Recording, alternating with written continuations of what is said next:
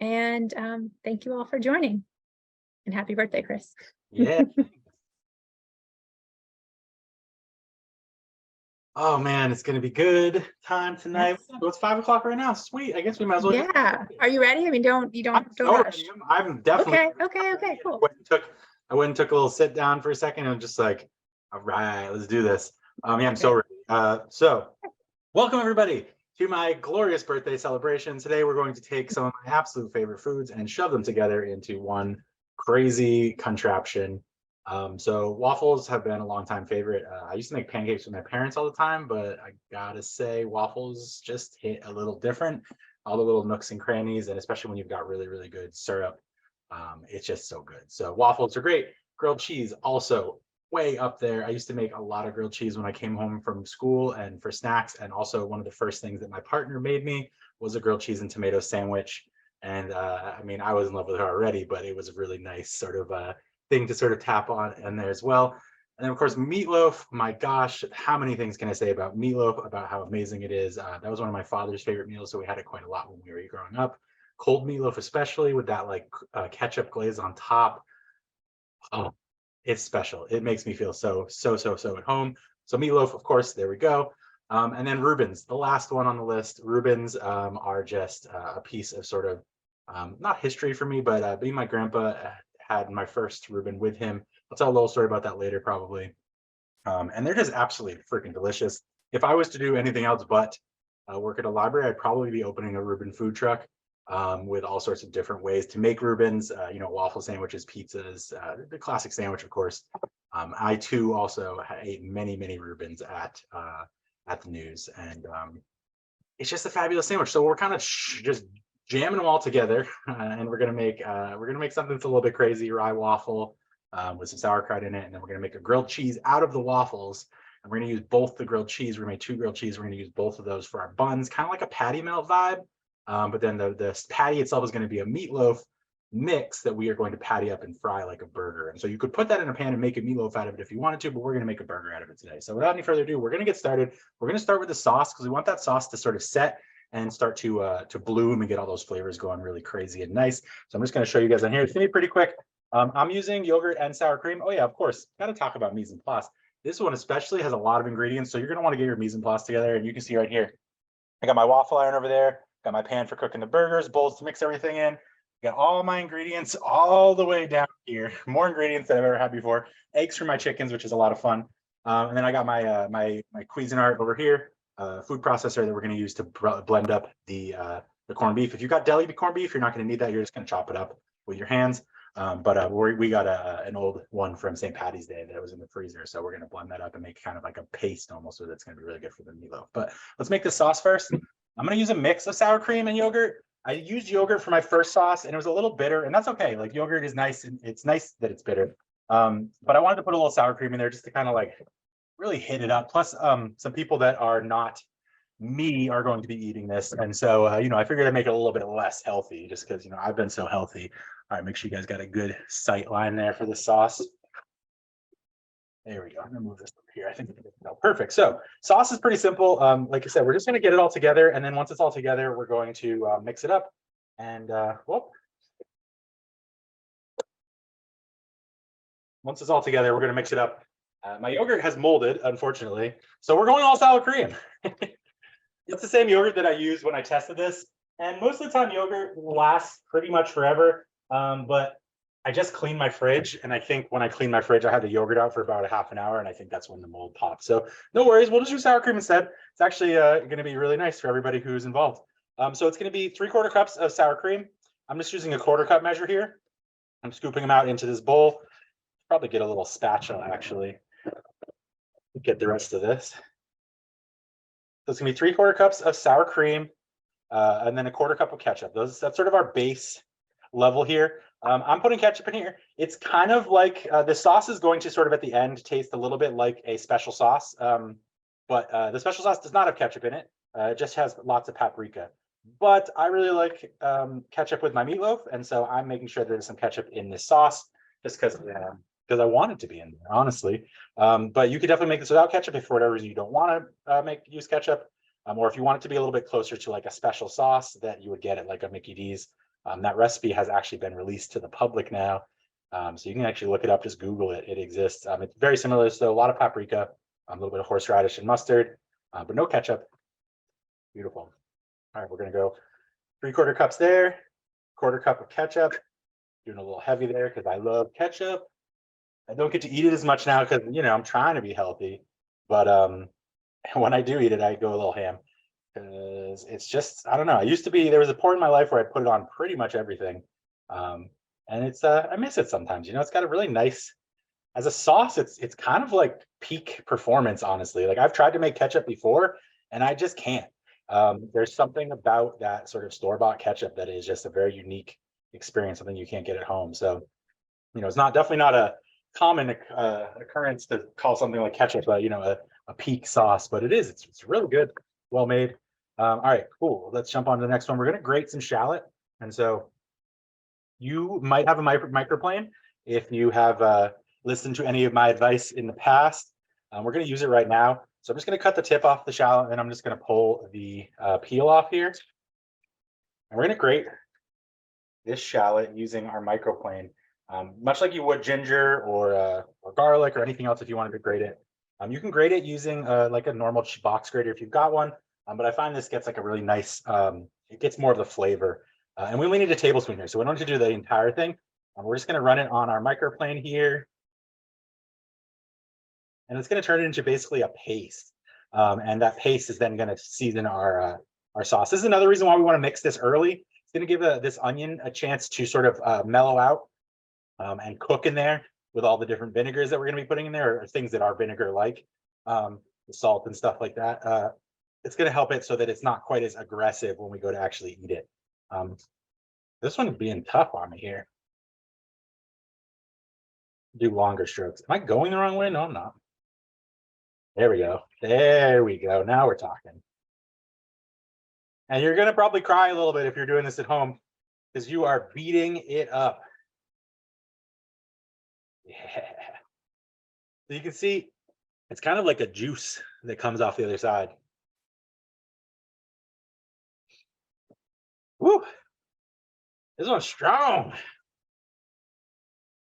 That's good. It means we're going to have a really nice sauce. It also means I'm probably not going to put a whole tablespoon in there because this one's got a little bit more onion vibe than it does shallot vibe. Also, I think I need to buy a new microplane. It might have finally kicked the bucket. It doesn't feel like it's being very sharp.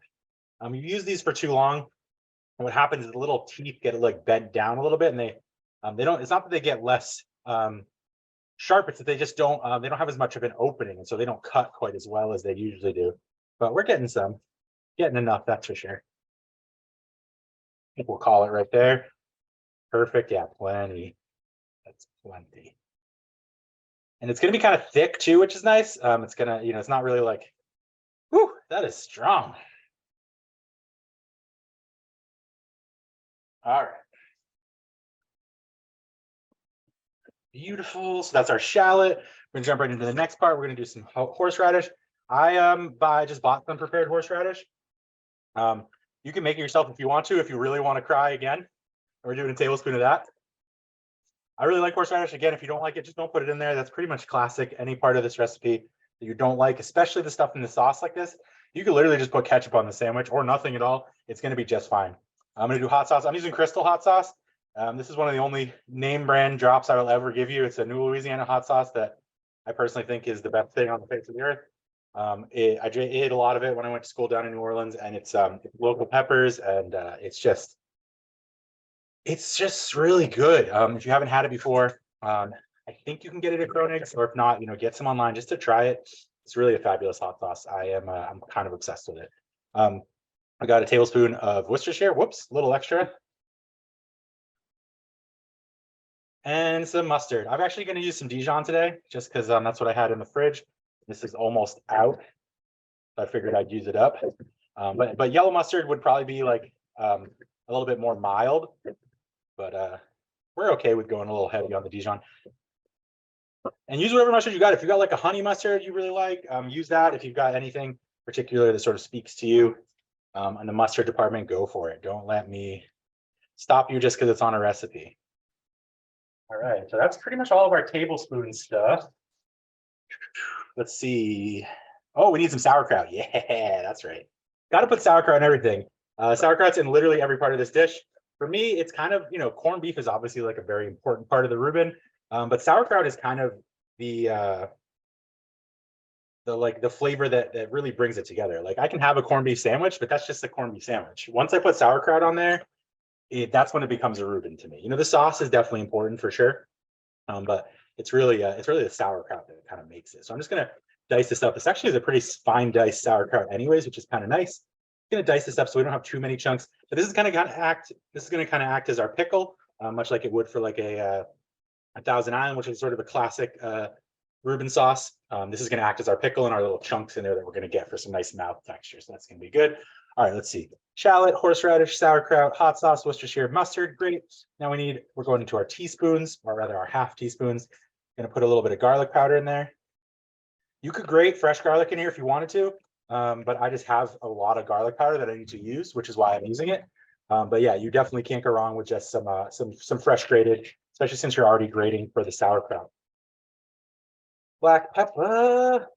I'm not measuring the black pepper. I'm just kind of measuring with my soul here. I'm probably going to do about 20 or so grinds. But just looking at it, and that looks about right. And then some paprika. I have smoked paprika here. The smoked paprika actually kind of it fights a little bit with the horseradish. And I didn't actually. I wasn't going to put it in again, but I liked the sauce the next day. Actually, after it had some time to mellow, so I decided to go with it anyways. But if you do use smoked paprika, try and make it the day before you're making the sandwich. It'll mellow out, and the flavor I think is actually superior. It's just that day of the horseradish and the paprika they kind of fight. I don't know how else to describe that, but their flavor is just like they're not getting along right off the bat. So, and I'm also using sour cream now, so that might actually it might make it even better. When I did that, it was with yogurt, and so that bitterness of the yogurt might have also been sort of contributing. So with sour cream, we might get something entirely different. And again, we're making this sauce because we want to give it some time to rest and to bloom and get really, really tasty. Okay, that looks great. So there's our sauce. You can see this sort of specks of paprika in there. Got to try it. Oh yeah. Ooh, that's so much better with sour cream. Ooh. I mean, that's to be expected though. It's sour cream. Sour cream really is kind of like a really, really nice condiment. If you get fat-free sour cream, that counts as healthy, right? All right, sweet. So there's our sauce ready to go. We're gonna jump right into the rest of it. We're gonna get our waffle mix ready right now. That way we can just start making waffles. The waffles take about 2 to 3 minutes each. So, and we're going to make 8 potentially. So we want to make sure we get that ready and started. We're going to get our waffle iron on and everything and heating up. And we're going to start making waffles as we make the patties and cook them. So that way, when everything is done, it'll all be done together. All right. So we're going to jump right into our waffle mix here. Let me just check to make sure I'm not going too fast for everybody. No questions yet. Cool. Let's rock. So we're going to start with some flour. You could use straight rye flour here if you wanted to, especially because we're doing a waffle. A lot of times people mix rye flour with normal flour because they need more gluten, and rye has some gluten, but not quite as much. I am personally using some white flour here just because I think that it makes the waffle a little bit more crispy, but it's not required. If you really, really like rye, just use all rye flour. Waffles are really nice. The biggest and most important part of a waffle really is the eggs and the oil. That's what's going to give it the crisp. The oil is going to give it a crispy outside, and the eggs are what's going to hold it together. So, if you wanted to use more rye flour, change the ratio. Go right to town. It shouldn't hurt the recipe much, because you could literally just put like whipped eggs and oil in there, and it's going to make something. Waffle irons are really cool like that. Because they have wells and they hold the liquid. You don't really need a really cohesive batter to work with them. As long as you sort of close that and let it cook for long enough, it's going to become something solid because of the proteins in the egg, and the oil will help crisp up the outside. So you'll have a nice protein center that holds together, and then a crispy outside to sort of act as like a protective shell. So basically what I'm trying to say is use any flour you want, literally any flour. If you're gluten intolerant, use gluten-free flour. You shouldn't have a problem with this recipe. Just put my stuff away as I go. Always a good idea to clean up as you go if you can. All right, so we got our flours. And then we are going to go in with the things that make it rise. So we got a tablespoon of baking powder. It's pretty heavy for baking powder, but that's because we are going to be putting in, sauerkraut and some things that aren't really naturally or normally in a waffle batter. And so we want to really make sure that it has a chance to rise and that we're not sort of working against ourselves too much. All right, great. Sweet. So let's see, what's the next thing? We got caraway seed. That's right. So caraway seed here is kind of our nod to the Reuben. Obviously the rye is really nice, but the caraway seed is really going to give us a flavor that is recognizable as Reuben. Oftentimes caraway seeds are put into a rye bread. And so that is going to be something that, when we eat that one seed, when we get that nice bite of caraway, it's going to bring us back to that memory we have of eating a Reuben in a nice, New York deli or wherever you happen to have a Reuben. So the caraway really, it's a very powerful spice, but we're using whole caraway seed here. And so it's not going to blend in too much. You're actually going to have to find that seed and bite it open to get that flavor. But it's also going to make them look really nice. There's going to be little specks throughout the whole thing. Sweet. Caraway seed, baking powder, rye flour, and regular flour. So that's all our dry ingredients. We're just going to mix that up, get everything sort of together. We're mainly mixing this to make sure that the baking powder is distributed. Everything else wouldn't really care too much. Then we're going to go right in with our wet ingredients. I've got some milk here. I made this beforehand. I had some dry powdered milk that I'm using. Feel free to use any milk you want. I just had some dry powdered milk to get rid of. You can literally just use water too. You don't need milk. The milk adds some protein, which is really important. But we are going to have 2 eggs in this and not just one. A lot of times it's just 1 egg. So we should be able to make up for that, no problem. But as long as any sort of protein liquid you have, you could even use, I think they call it aquafaba, which is like from beans. Put that with some water in here. That's really helpful as well. Just giving you some different options. So we're going to do a cup of milk. I'm just going to pour this in here. I'm not going to mix it yet. I'm just getting everything in there. You can mix the liquid ingredients separate if you want to. A lot of times if you're doing like a Belgian waffle, you'd want to whip the eggs first into a foam, especially the whites. You almost make a meringue and then fold it in. But we're not bothering with that. We're doing something a little more dirty, a little more quick and fun.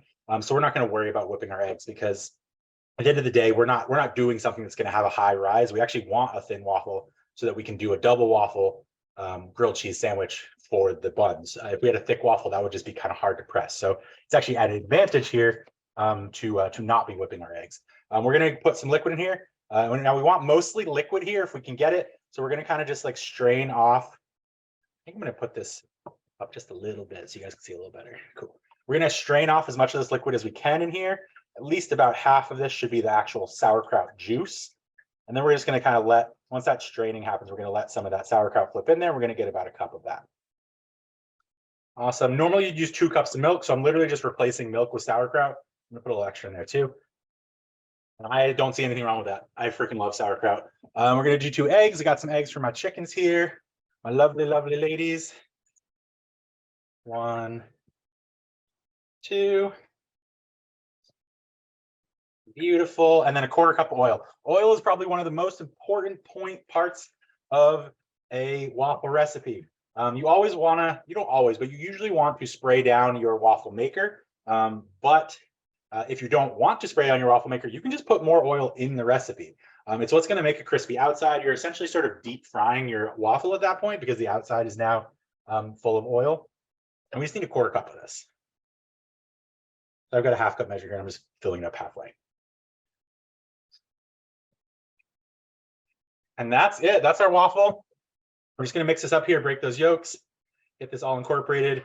And you don't want to overmix, but you also don't want to undermix. You want to make sure you get everything nice and well incorporated. And this mixture should be almost liquid. Should be able to use a 1/2 cup measure to scoop it and put it into our waffle presses. So we're just going to see what this looks like once I get it all mixed up.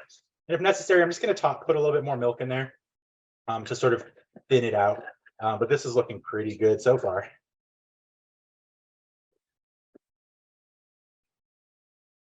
Oh yeah.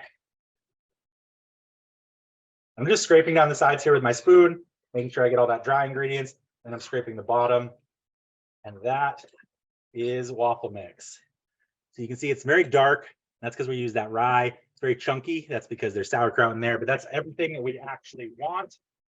I'm just gonna get this spatula back here. Make sure we don't waste any.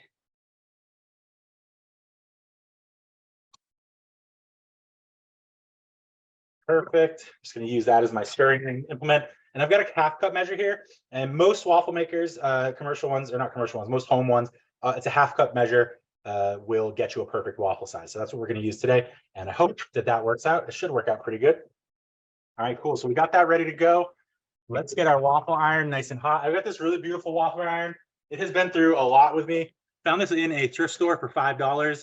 And it has made so many waffles. I don't know what era it's from. If anybody knows more, it's a Toastmaster from Boonville, model number 251. This thing is ancient. Well, not ancient. It's not that old, but it only has a high setting, which is perfect for me. It's just like my stove. So we're just gonna get that plugged in and heating up. And while that's heating up, we're gonna get our meatloaf mix together so we can be rocking and ready to go. Just gonna. You know what? I'm running out of plugs, guys. I've never had this problem before.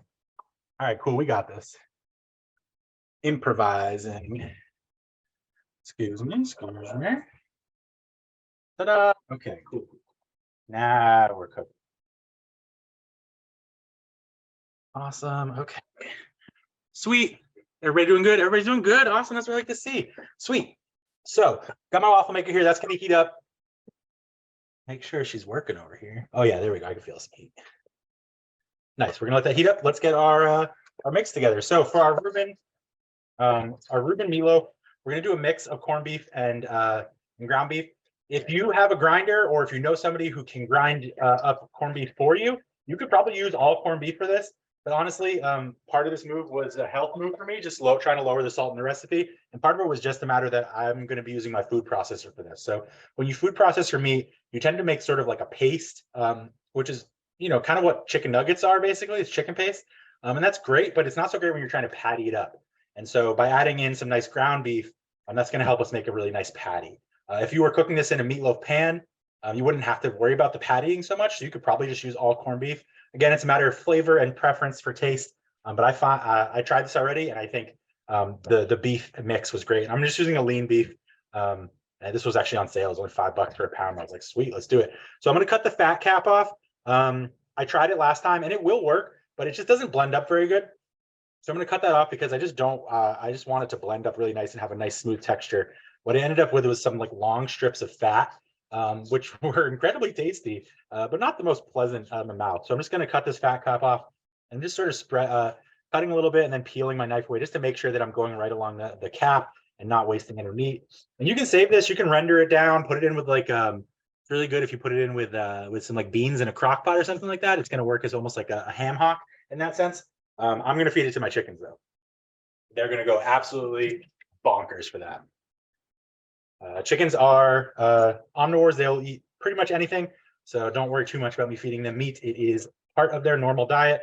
And I'm just going to cut this corned beef up into some chunks so we can get it in our food processor and get it all blended up into something nice and small. I could just chop this on the cutting board too if I was feeling into it, but I'm here for speed today. So we're going to use the mechanical advantage. My dishwasher is nice and empty and ready to go. So I got no problem using that Cuisinart because it's zero cleanup for me, Just pop it in the machine and let it do its job. Sweet. So that's it. I just want it small so that this food processor can handle it a little bit better, and I'm not sitting here waiting for it to get blended up. Nothing's worse than like blending it up and then you find one chunk in there as you're trying to do your job. All right, so it's gonna get loud for a little second. I'll be back with you guys in just a small moment. Here we go.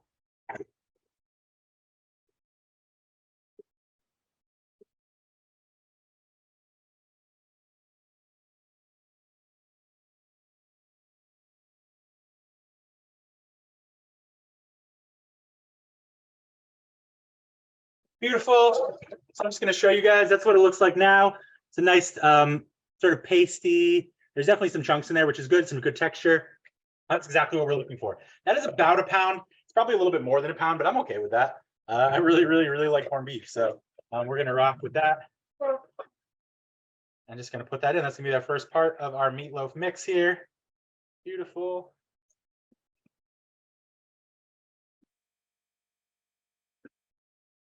Again, if you have a grinder, KitchenAid attachment or just a full grinder itself, you could always run this through the grinder as well. but just the batch size on this is pretty small. So it just didn't feel like it was worth it for me. I always wash my grinder by hand, not in the dishwasher. So if I can use a dishwasher instead, I am there for it. So there's our pound of corned beef. We're gonna take this pound of ground beef here, lean ground beef. Again, you can use anything you want. I like lean, especially for this, because when I'm cooking it in a pan, I don't want a whole pile of fat at the bottom of the pan. A fatty ground beef is going to be better for maybe like grill cooking, or if you're trying to make something like a bolognese where you really, really want that fat for the flavor. But here we're making burgers. We are going to have some grain and bread in here to sort of absorb some of the fat, but we don't want extra fat if we don't need it. I actually don't think I need my cutting board anymore, so I'm going to put that away. Get some more space here. Beautiful. My waffle iron is nice and hot. I'm going to go ahead and get that first one. I'm actually going to kind of see if I can get you guys. Yeah, let's see if I can show you guys what we'd be working with here. Yeah, there we go. Perfect. I'm just going to show you this first one, and then I'm just going to be making them off screen. So I'm going to take a little bit of spray here. Boop, boop, spray both.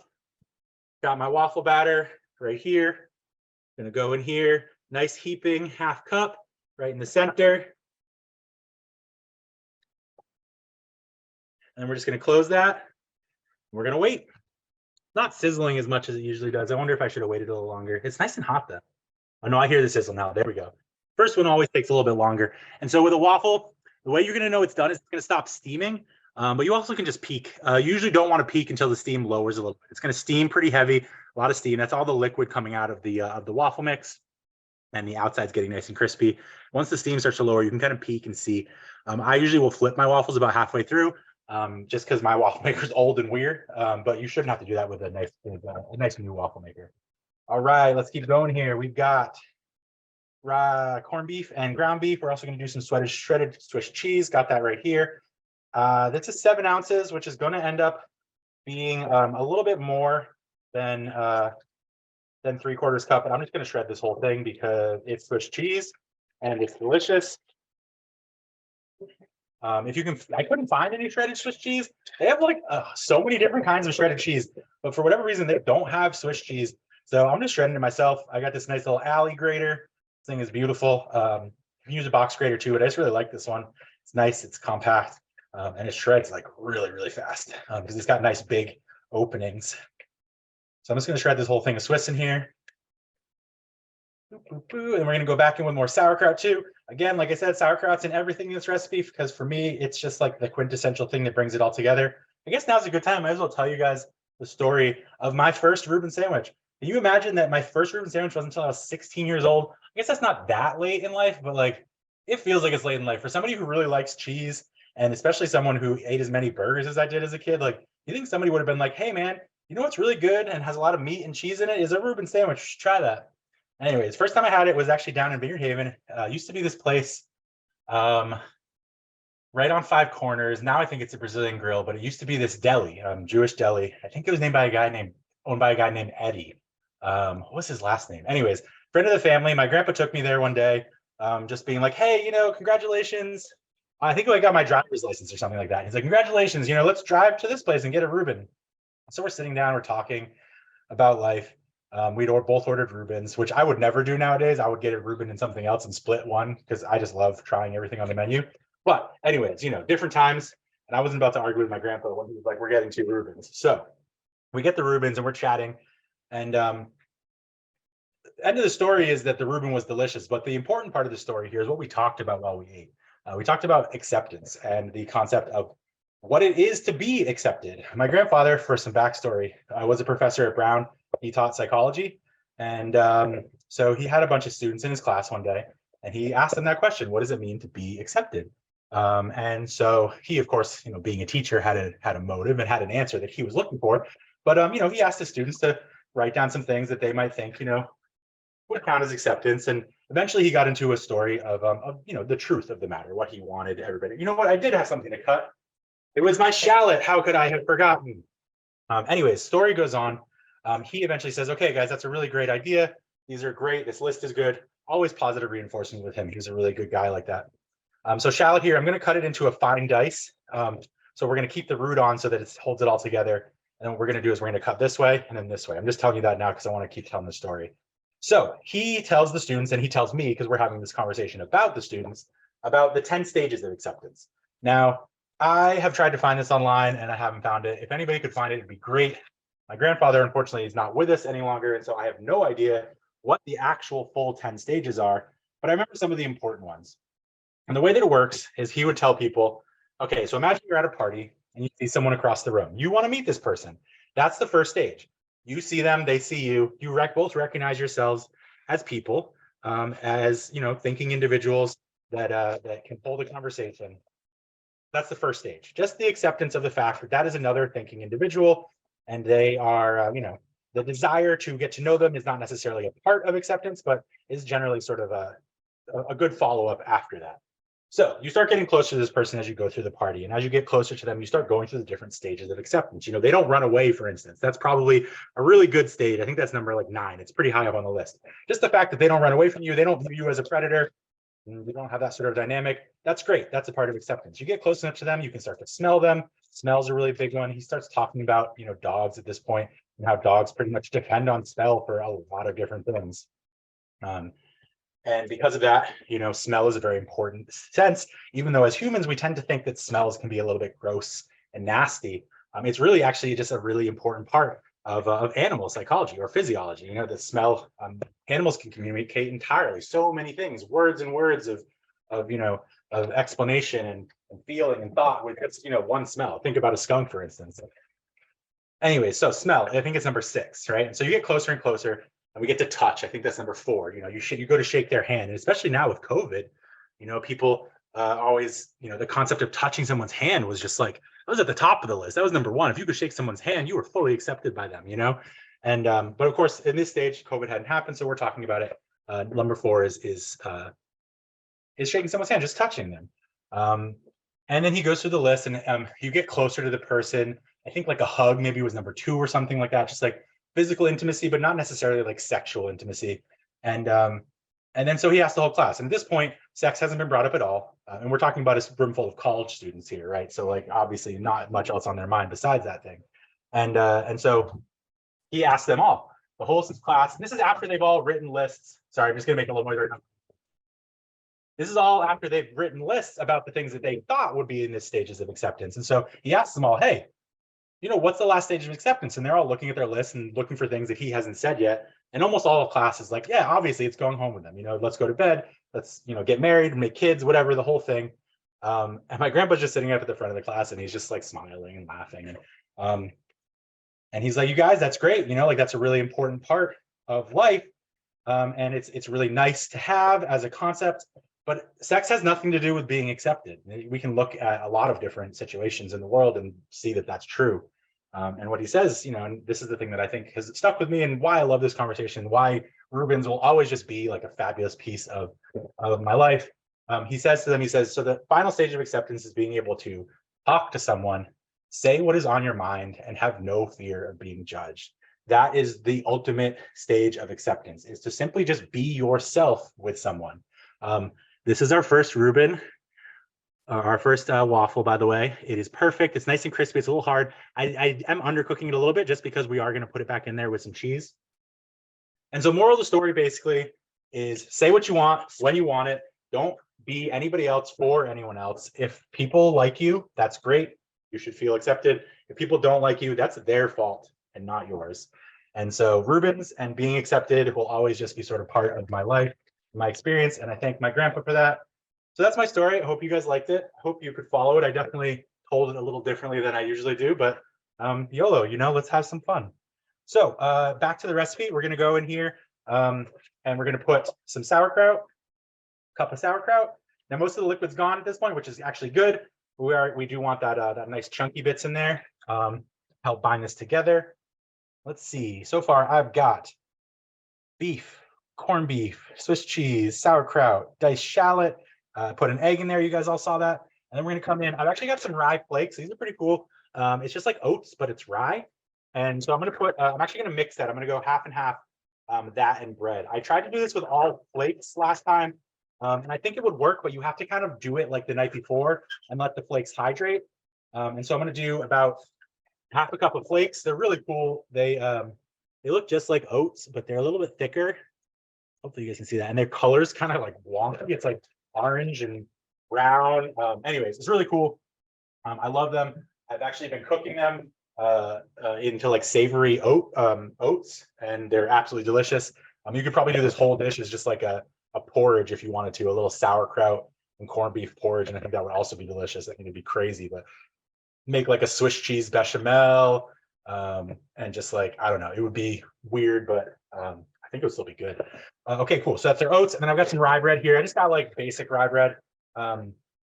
It's better if you let it get stale, but I just got this the other day. We're gonna do two pieces. I think this looks like a two-piece job. And I'm just gonna tear this up and crumble it up into little crumbs. If you leave it out on the counter and let it get stale, this is gonna be a little bit easier, but it's definitely not required at all. Rye flakes. I bought those rye flakes on a website. I think that Healthy Additions in Vineyard Haven carries that brand name. If they don't have that brand name, they probably have a different variety of rye flakes, or we'll be able to order it for you. But honestly, in this day and age, unfortunately, the best way to get specialty items like that is just online. There's a really good food supplier that is not Amazon that I go to all the time. I won't pop their name in here, but yeah, check it out. Name starts with a V, if that helps. Really good company. They're not great with their packaging, but it's the only place I can get fun special stuff like that. I get a lot of grains from them, particularly specialty grains and stuff. They have like really nice sprouted grains and rye flakes, which is pretty cool. It's actually what one of the things that sort of got me to make this is finding the rye flakes online and being like, ooh, that's fun. Let's do that. All right, sweet. So that's pretty much everything in here that we need. I'm just going to go ahead and mix her up, stir from the bottom. I'll probably just get in here with my hands, honestly. It's just going to be easier. I'm going to have to patty these out anyway, so might as well get on in there. Oh yeah, that feels perfect. You can usually tell right away once you get your hands in a meatloaf mix whether it's going to be good. What you're looking for is that it's not too wet. It doesn't really stick to your hands. And it's going to be sort of solid to the point where it's going to patty really nice. That's good for a pan meatloaf and a burger meatloaf. Just because even if you don't have a pan, you can still make a meatloaf. You can cook it on a sheet pan. You just sort of loaf it up and then cook it like you would a piece of bread, a loaf of bread. Oh my God, this smells so good. Ooh, I'm excited. Okay, so yeah, you can tell. I can already tell this is good because like I can just like literally pick some up like that, and it's just forming a nice little patty. Like that's perfect. That's exactly what we want. I think this recipe is meant to make 6. We're gonna take a look and see what we get. I'm just gonna start pattying them and see how many I can make. I think 6, might have been 8 though. Did I say in the recipe? I don't think I said in the recipe how many this is supposed to make, but I think it's 8. 1, let's see, I already did 2. I'm doing 2 waffles right now. Another waffle done, by the way. Beautiful. I'm just stacking them up now, and once they're all done, I'm going to come back and I'm going to make the grilled cheese part of it.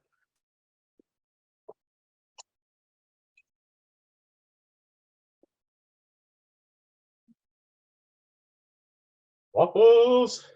I think it's 6. This looks like 6. I'm just looking at how much batter I have left, and I think I got 6 more left. So let's go for 6. Let's make 6 patties. All right. Boop.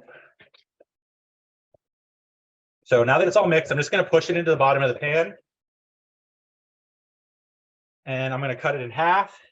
And then I'm going to cut that into thirds-ish. And that's going to give me a general idea of how much meat I've got. Yeah, I think this looks about right. And so I'm just going to pop those out of here and make some little giant meatballs. That's going to give me an idea of if I have the right portions.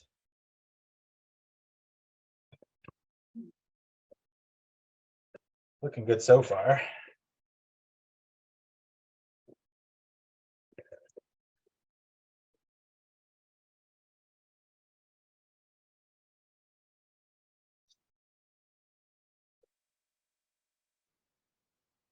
Yeah, beautiful, beautiful, beautiful. And these are pretty big. They're going to be nice fatty patties. This sandwich is going to be huge, by the way. It's very, very tall. You definitely probably want to eat it with a fork or something. If you can eat it as a sandwich, but you got to have a big mouth like me. Okay, beautiful. So actually, I'm going to bring this bowl back. So we've got our nice little big meatballs. We're just going to squish them down, and then we're going to use our thumb like this. We're going to use our thumb to just sort of shape them as we spin them. We're going to get a nice little patty like that. And then what we're going to do is we're going to kind of squish our patty. And the reason I'm squishing these patties, you're almost going to make it look like a little rice cake, is because my my waffles are also triangles, right? So when we're done, we're going to have these in half like that, and this is going to be 2 pieces. So that's going to go on top like that. So we want it to look the same. So that's what we're going for. That's why we're doing it like that. It's also going to make it easier to cook in my cast iron because I'm going to be able to plop 6 of these in all together. So we're just going to do that again. Again, you want to use your thumb on the edges. You want to use the thumb on the edges to get it nice and solid so that it doesn't crack. We don't want these to crack. It's just going to make things hard. Once you get a nice patty, you're just going to kind of squeeze the tips together using your hands. Get a nice round edge. It doesn't have to be perfect. It's going to be fine. It's okay if there's a little overlap. But I just like to start with something that looks about right if I can. Awesome. Keep going. This one's a little big. This one's there.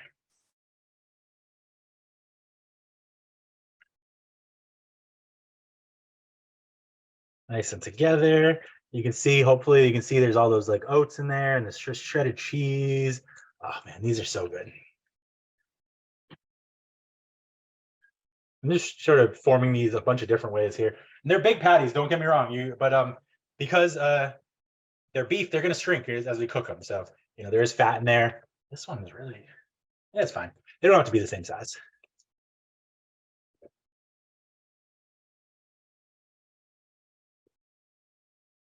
Sweet. Oh my gosh, guys, I cannot describe how excited I am to eat these again. I made them maybe 2 or 3 weeks ago just to test it out, and it was just, I think I might have peaked. This might be the best thing I've ever made in my entire life. And that's saying something. I made a lot of food.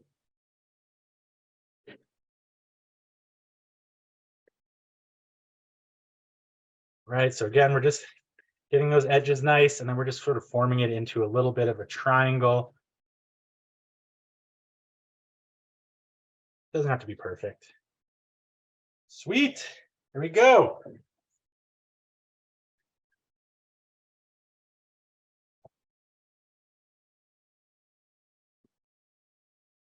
Okay, let's go ahead and move that there. I'm gonna plug my waffle iron in closer so I got a little bit more space. Sweet.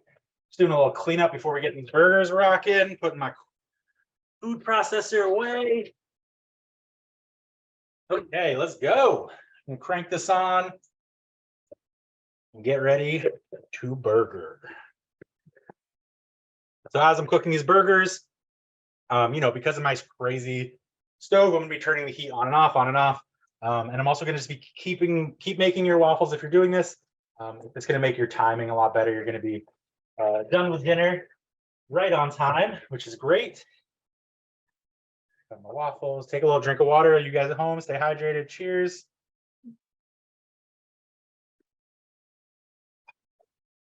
Gonna put some stuff away while that pan heats up. Make my life easier later. Now is definitely the time for questions if you guys have any. I have a little bit of time here to check it out, make sure everything is doing groovy. You cook these burgers, so don't be bashful. You don't even have to ask questions about this. If you got questions about something else that's been irking you or something you just want to know the answer to, I might know the answer. It doesn't have to be about food. Who knows? I know a lot of random stuff. I'm going to leave some of this sauerkraut out because I'm going to put a little bit on top of my burger just as a little garnish, and also just because I really love sauerkraut. I'm going to get a Swiss cheese cracked open here. We're doing 6, so we need 12 pieces of cheese, 1 for each waffle grilled cheese. So let's see, 1, 2, 3, 4, 5. Come on, little Swisses. 6, 7.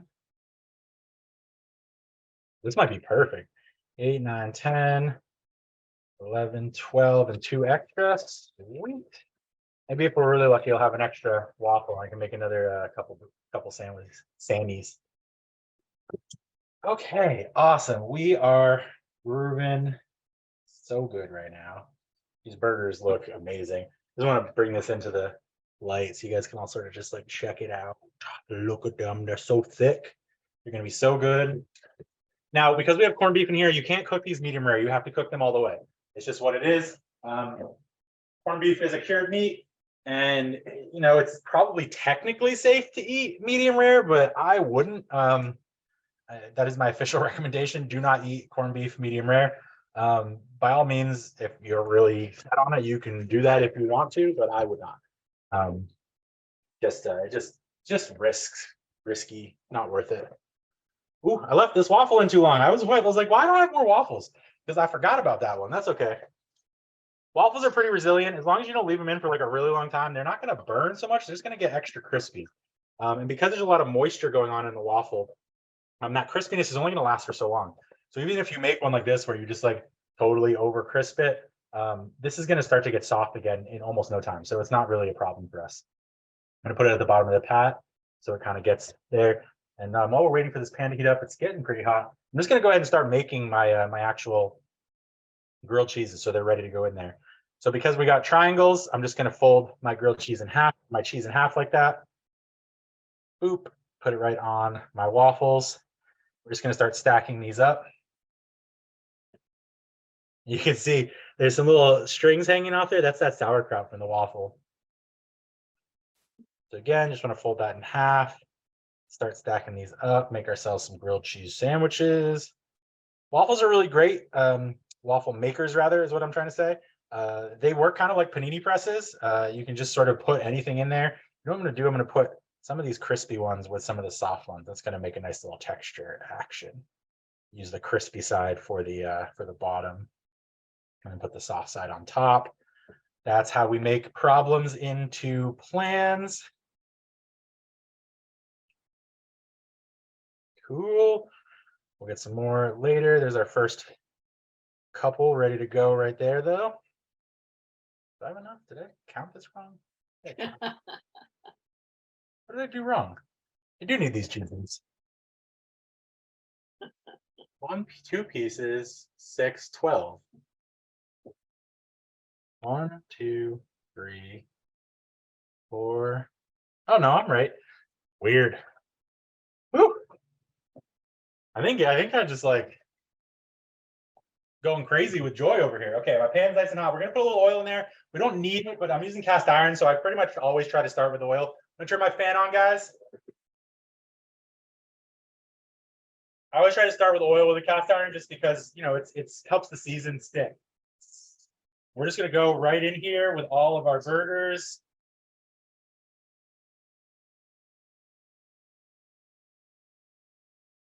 Oh, I guess we're gonna go right in there with 4 of our burgers. This pan is big, but these burgers are bigger.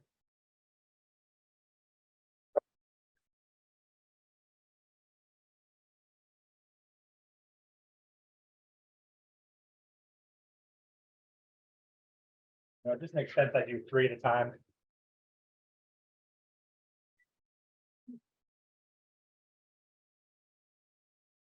Sweet. Now, if you don't want to mess around with like the waffle grilled cheese, you can just put the Swiss cheese right on the burgers while they're cooking. Nothing wrong with that at all. You know, especially if you don't want to mess with like the whole waffle thing entirely, you just want to do like a standard Reuben burger or something like that. Just put the Swiss cheese right on it. That's going to be perfect. No problems at all. That's kind of the hope here with this recipe is that you can take the parts you like of it and make them again. You know, these rye waffles will be fine just as like a savory treat. You know, the rye waffle grilled cheese, that's also fine as a savory treat. Dip that in some of that sauce. You don't even need the burger at all. Obviously, the burger kind of brings it all together, but let's see how we looking right here. There we go. Get a nice little spot so everybody can see everything.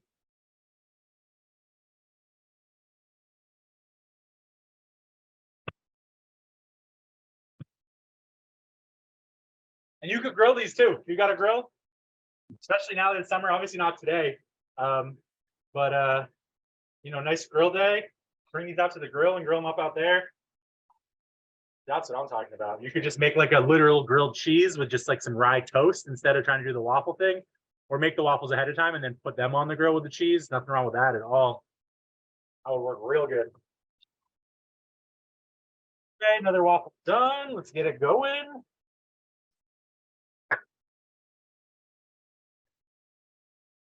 I do think I'm gonna have 7 waffles here. Well, the last one's gonna be a little small, but it's gonna be perfect for that last sort of little snacky grilled cheese. Awesome. Love it. How are we doing on time? 5:50. I think we're gonna be done right in time. Pretty close to it.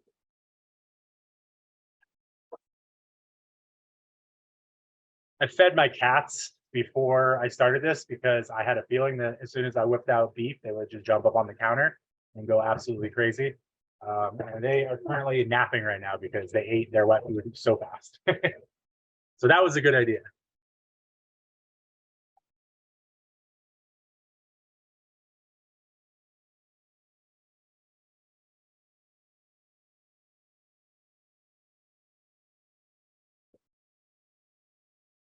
All right, make our little grilled cheeses, get those ready.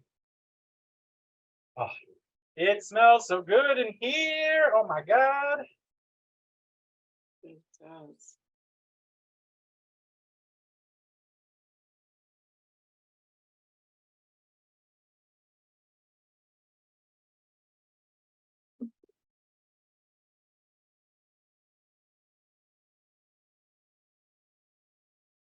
I should have saved that story for now. This would have been the perfect time to tell you guys about my grandpa and Reuben's. Oh well. It was fun to do it while I was making stuff instead. Beautiful. Let's get our sauce out and just give that a little stir, see how that flavor is developing as we go.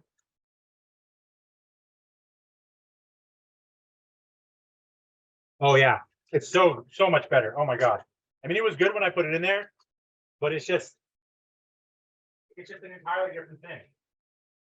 Before it was all the different ingredients mixed together, you know, and now it is sauce. It is no longer the ingredients that were put in there. It has become its own new thing, and that new thing was beautiful and flavorful and tastes absolutely amazing. All right, let's get these guys flipped. Ooh, yeah.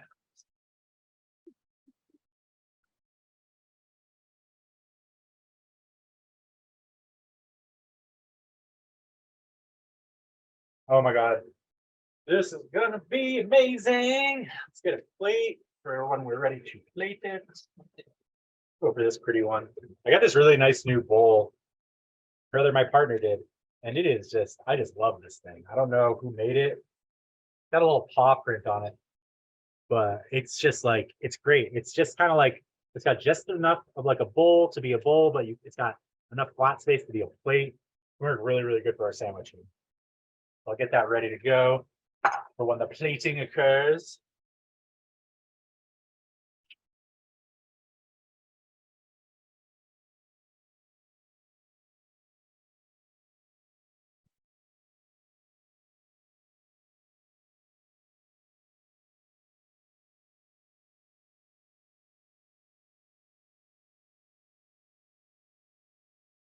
Yeah, I think three is the correct amount in this 12-inch cast iron. 6 was maybe overdoing it.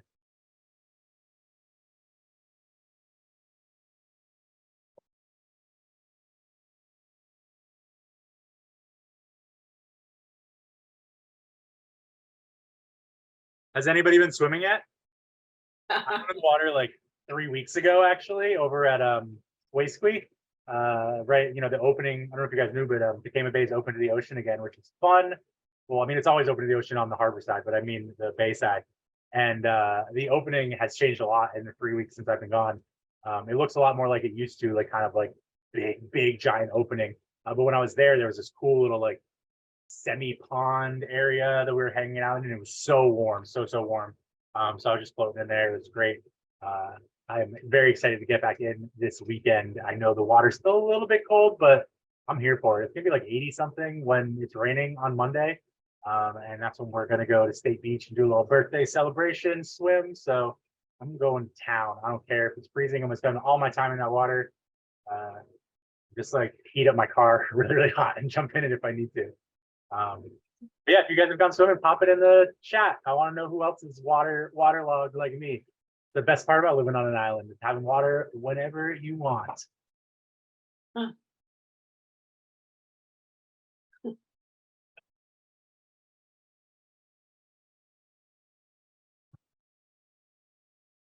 So my pan's making a lot of smoke because I have it on high because that's all I cook. It's just because my stove is broken, for those of you who don't know already. And so that's why it's smoking like this. I wouldn't cook this high. I would probably cook medium high. You don't want your pan to be smoking like this. It's not the burgers, that's the pan itself that's smoking. But I just don't really have another option, and I don't want to cook these. I turn it off every now and then, like I'm actually going to turn it off right now, but it still stays pretty smoky.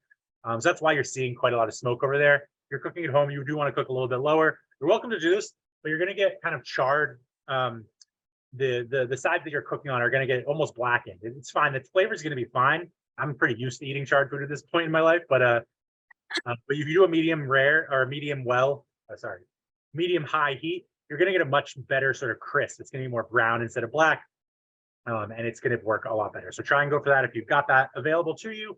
I'm just working with what I got, and I don't want to cook it. I don't want to have it too low, so that's why I'm keeping it pretty high. Mainly because I just don't want to have you guys have to wait here for too long. But what you can see here is you got some kind of like, you got some nice black spots there, but that's not too bad. That's actually pretty perfect. I'm actually kind of impressed by the pan right now. She's doing a good job. Good job, little pan.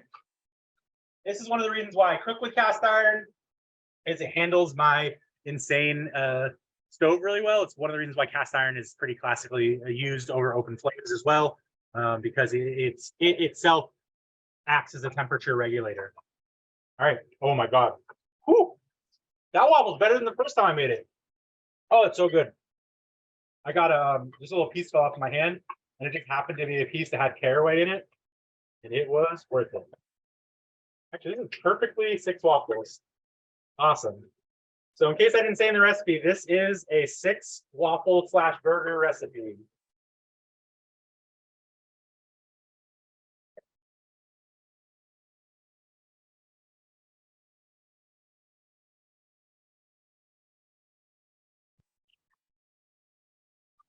Okay, we got our last waffle in there, and then we're gonna, once that last waffle goes out, we're gonna start making our grilled cheeses so that we can have them ready for our burgers when they're done.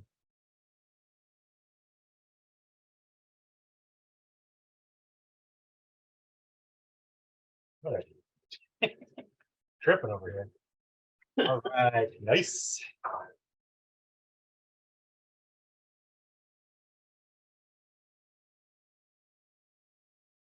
So I'm starting to see some cheese dribbling out of the sides of the burger, which means that the core has started to get warm, which is good. That's a good indicator that you're getting close to being well done.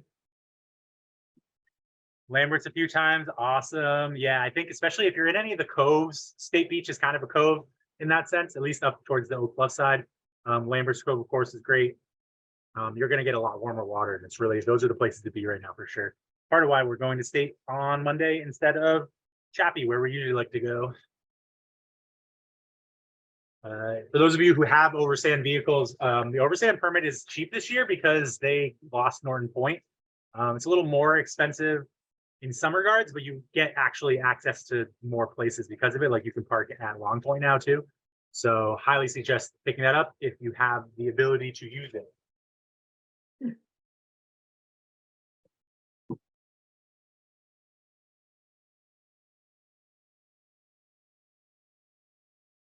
All right, we are slaying right now. Okay, yeah, we're gonna go a little bit over on time, but so it goes. You know, I think what I'll do is I'll cook these other burgers. I won't make you guys have to wait for these. I'm gonna get this next waffle off. I'm gonna show you the sandwich, and we'll say goodnight. And I will finish cooking these burgers myself.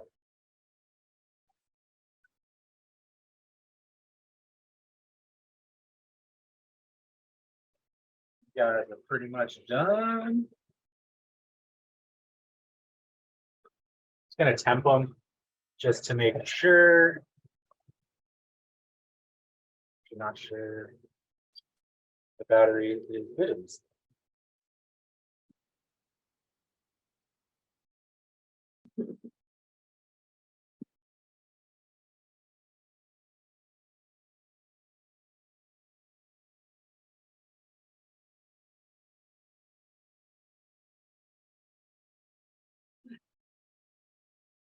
I think my battery is dead in my temperature. That's okay. We can do it the old-fashioned way. Just cut it open.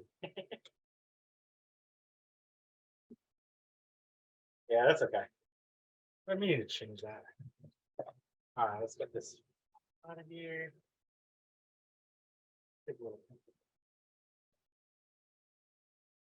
Gonna take a wee little peek in one of these burgers and see how we're looking here.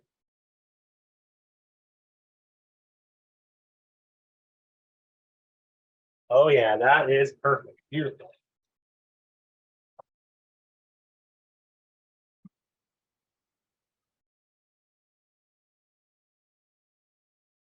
Get these guys out of here.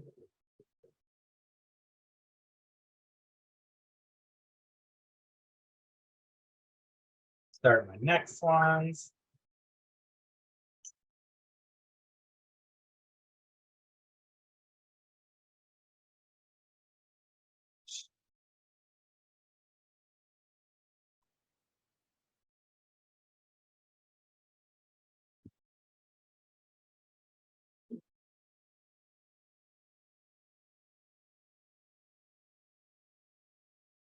All right, so sweet. There's our done burgers.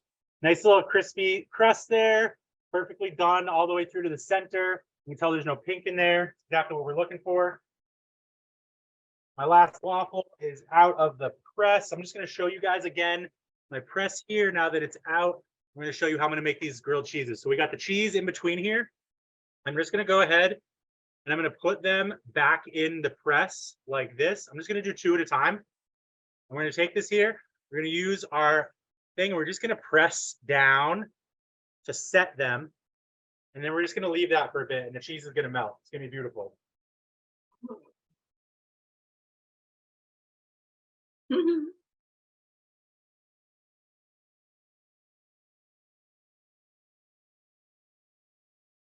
we're going to get our plate ready here. I'm going to show you guys how to plate this first one. I'm going to let you all go as I make the rest of them for my friends. You are all my friends as well. I only have 6, you know. I'm going to eat like 3 myself. So there's only so much.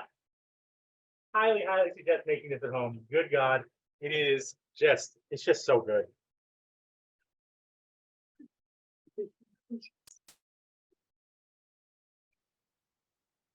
Okay, let's take a peek here. Awesome. We're really just looking for the cheese to melt. That's all we need. Get these back heated up again. That's exactly what we're looking for. I'm gonna go ahead and get some more in there just because I'm here. And I like to use the side ones. The reason I'm using the side ones, if I use this back one here, it's gonna be too much pressure from the hinge. If I use the front one, the cheese is gonna come out the front. So the side ones are perfect. It's just the right amount of even pressure to get a nice grill going there. So that's what happened in the background. I'm gonna push you guys back over here. I'm gonna show you what it looks like to make this sandwich to completion. So we've got our 2 grilled cheese sandwiches here. We're gonna put one right in the bottom there. Take a little bit of our sauce here. Just a little bit on the bottom. That's gonna help keep the bun or the burger. We're just gonna spread it out into all those little waffle holes. Gonna take one of our burgers here. Despite our best efforts, it's still way bigger than the bun, but that's okay. Nice little burger on top there. A little bit more sauce on the top. Sort of spread that all out. A little bit of sauerkraut, just to bring it all together.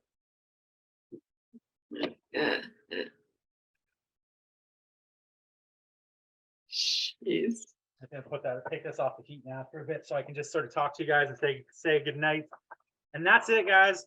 That is our waffle, sauerkraut rye waffle, grilled cheese, bun, Reuben meatloaf burger patty creation. It's so hard. It's like a mouthful. It's like a full-on essay to my loves in life and food. Awesome. That's it. You can see a little bit of sauce squeezing out there. It's everything you could possibly want. And good God, get the ingredients for this and make it and get one in your mouth because they're delicious. I can't wait to devour this right now. That looks amazing. Thank you so much, Chris. Thanks for coming, everybody. Thanks for hanging out. And thank you for the birthday wishes. Yeah, the South Shore is so much fun on the vineyard for sure. And guys, I'll see you all next month. We got something fun. I actually don't remember what I chose, but I know I chose something fun. So be prepared for the next newsletter. It's gonna be a really good month next month. Bye, everybody. Thanks for coming. Bye. Good night. Thank you.